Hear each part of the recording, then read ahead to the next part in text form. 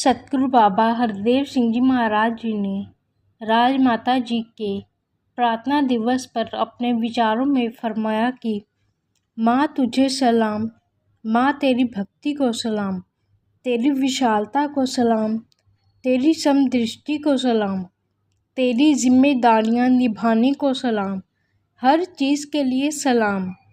और दास ने जैसा कहा कि साथ संगत रूपी माँ के साथ उन्होंने जोड़ा, तो एक और पंक्ति गाने की कि वो होते हैं किस्मत वाले जिनकी माँ होती है। तो वाकई ही किस्मत वाले हैं हम कि राजमाता जी के रूप में भी माँ मिली। और जैसे दास ने कहा कि साथ संगत रूपी माँ भी मिली हुई है और मिली रहे। नमस्कार, धन निरंकार। मैं श्वेता वर्मा आज आप जी के सामने परम आदरणीय सत्कार योग राजमाता जी के विचार आप जी के सामने रखूंगी। राजमाता जी अपने विचारों में फरमाते हैं कि गुरसिख उसी को कहते हैं जो पल पल गुरु की शिक्षा पर ध्यान देता है कि सतगुरु हमें कैसे चलाना चाहते हैं, हमसे कैसी कैसी उम्मीदें रखते हैं। गुरसिख हर पल अपने गुरु की शिक्षा मन में बसाए रखते हैं। उनके बैठने, उठने, देखने आदि सब में तब्दीली आ जाती है।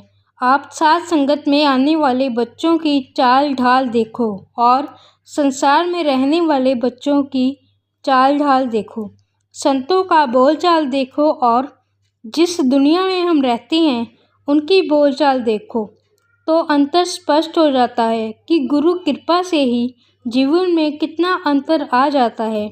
गुरु की कृपा से ही प्रभु को जाना जा सकता है अपने आप के लिए। तो कहा है कि अपनी करनी ते नरक न पाऊं ठोर, भाव अपनी करनी से तो शायद नरकों में भी जगह ना मिल सके। लेकिन जब सतगुरु की महान कृपा हो जाती है तो गुरसिख का एक एक शब्द गुरबानी में दर्ज हो जाता है। आप सब भाई गुरदास जी को जानते हैं। उनके शब्दों को गुरु ग्रंथ साहिब की कुंजी का दर्जा दिया गया है। उनके जीवन की एक घटना है कि वे जब भी स्टेज पर खड़े होते इस बात को दोहराते, जे गुर संग वरतदा सिख सिदक न हारे।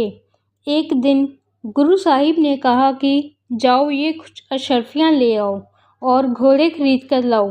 भाई गुरदास जी चल पड़े।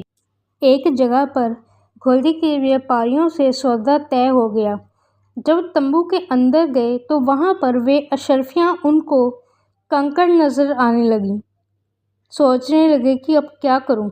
व्यापारी तंबू के बाहर खड़े हैं और सौदा भी हो चुका है, मैं उनको क्या मुँह दिखाऊँ। क्या किया, तंबू फाड़ कर पीछे की तरफ से दूसरी नगरी की ओर भाग गए। वहाँ जाकर भी अपने गुरु की महिमा ही गाई। जब भाई गुरदास जी काफ़ी दिन तक वापस नहीं आए तो गुरु साहिब ने कुछ सेवकों को भेजा कि भाई। सेवक ढूंढते ढूंढते उस तंबू तक पहुँच गए।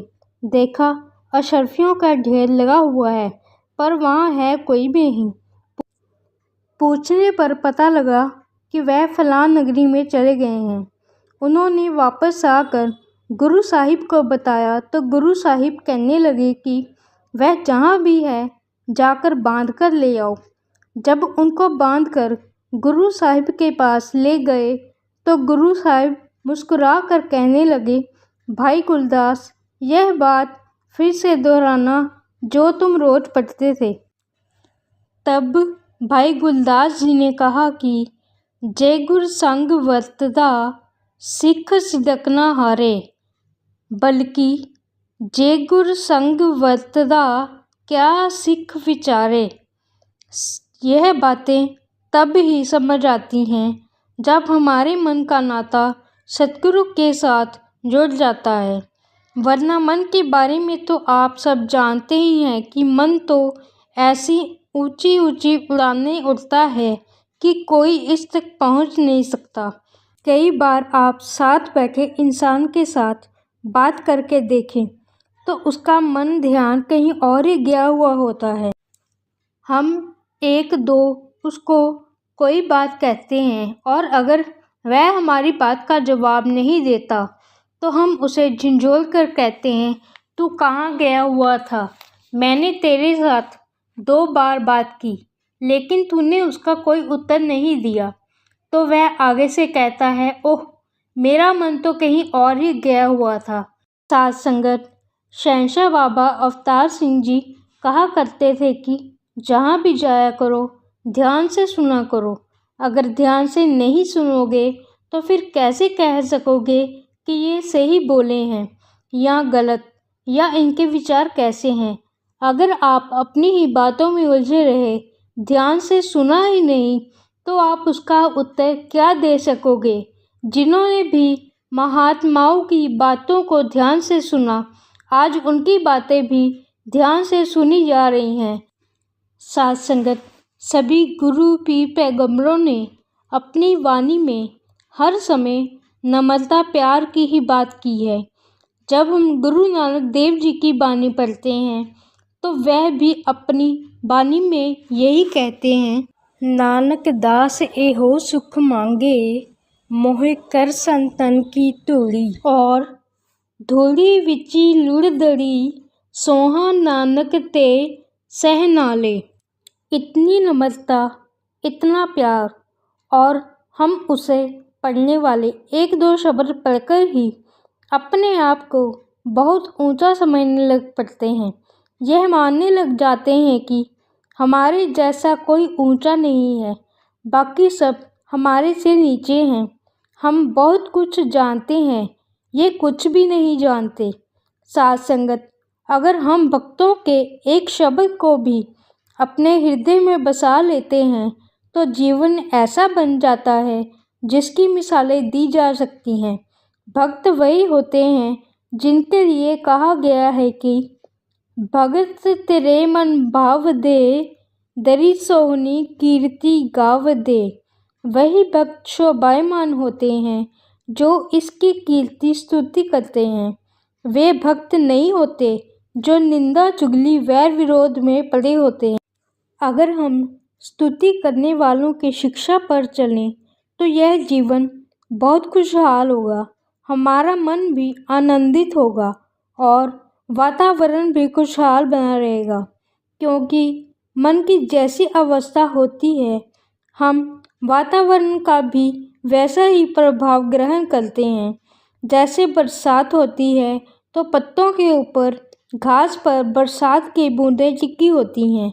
उन्हें देखकर जिसके मन में खुशी होती है वह कहता है कि ये बूंदें कितनी अच्छी लग रही हैं, जैसे मोती बिखरे हुए हैं। और जिसके मन में उदासी होती है वो कहता है कि देखो भगवान भी आंसू बहा रहा है। इस प्रकार कई बार अपने घर से हम बड़े खुश मूड में यह सोचकर चलते हैं कि चलो दोस्त के घर जाते हैं, वहाँ अच्छा हंसी मजाक करते हैं। जब उधर पहुँचते हैं तो वह आगे उदास बैठा होता है या रो रहा होता है। उस समय हम क्या करते हैं, खुद भी उदासी का मूड बना लेते हैं और उसके साथ उस जैसा ही मुंह बनाकर बैठ जाते हैं। इसके विपरीत कभी हम घर में उदास जाते हैं पर आगे दोस्त के घर खूब हंसी मजाक हो रहा है तो हमारा मूड भी उसी तरह खुशी वाला बन जाता है। आपने यह भी देखा होगा कि बच्चे अक्सर शीशे के आगे खड़े हो जाते हैं, वे जीभ निकालते हैं, रोनी सूरत ही नज़र आती है। अगर वे हंसना शुरू कर देते हैं या टेढ़ा मेढ़ा अपने आप को कर लेते हैं तो शीशे ने तो लिहाज नहीं करना, उसने तो उसी तरह ही दिखाना है। भक्ति की बातें भी इसी तरह होती हैं। जैसे जैसे कोई मन में विश्वास ले आता है, सिद्क ले आता है, अपने गुरु पर भरोसा ले आता है, वैसे वैसे ही वह आनंद और खुशी प्राप्त करता है। आओ साथ संगत यही अरदास प्रार्थना करें कि दातार हमें भक्ति के रंग में रंगे रखे ताकि हमारा विश्वास और भरोसा दृढ़ बना रहे। सतगुरु भक्त के निश्चल प्रेम से बंधा होता है। अपार दौलत मिल जाने पर भी भक्त को वह खुशी नहीं मिलती जो सतगुरु से मिलकर प्राप्त होती है। सतगुरु को ना विद्वता, ना अथाह दौलत और ना ही उपाधियां बांध सकती हैं। सतगुरु केवल भक्त के निश्चल प्यार से बंधा होता है। दयालु सतगुरु अपनी शरण में आए प्रत्येक प्राणी को प्यार देता है।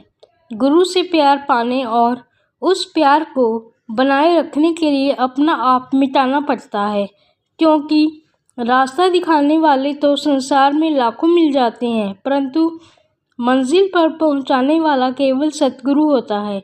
हर समय हमें ऐसे ही संतों का संग करना चाहिए जो सतगुरु और निरंकार का ध्यान।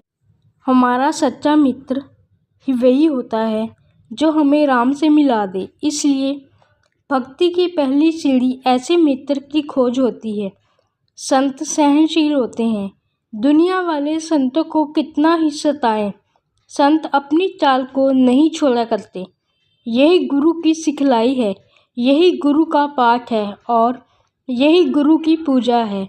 सतगुरु के चरणों में यही अरदास है कि दाता, तूने जन्मों जन्मों की मैल उतार दी है, तूने यह साफ सुथरा जीवन दिया है, कृपा करना हम गुमराह होकर फिर से इस मैल में ना फंस जाएं। धन निरंकार जी।